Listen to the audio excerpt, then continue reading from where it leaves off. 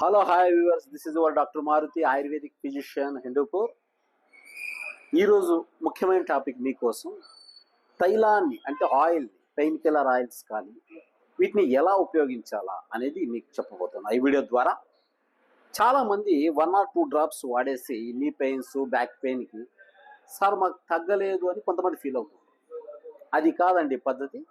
Minimum knee joint అయితే 3 to 5 ml అన్న కనీసం వాడండి. 5 ml ఆయిల్ అట్లీస్ట్.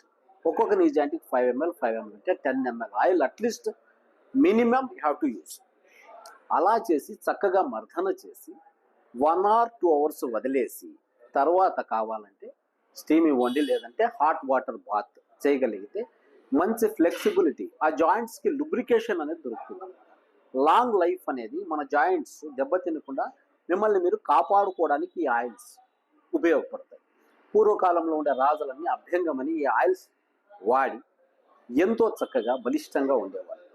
ఇప్పుడు కనీసం మనం అభ్యంగం పూర్తి శరీరానికి చేయకపోయినా ఈ మేజర్ జాయింట్స్ని కాపాడుకోవడానికి ఇటువంటి తైలాలు రెగ్యులర్గా వాడండి. ఎటువంటివి అనేది వాళ్ళ యొక్క శరీర పరిస్థితి, జబ్బును బట్టి మేము సెలెక్ట్ చేస్తాం.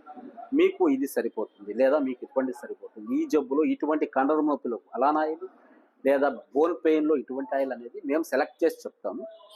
కాబట్టి దీని గురించి ఏమైనా సందేహాలు ఉంటే నెక్స్ట్ వీడియోస్లో నేను మీకు అన్ని డీటెయిల్గా చెప్తాను.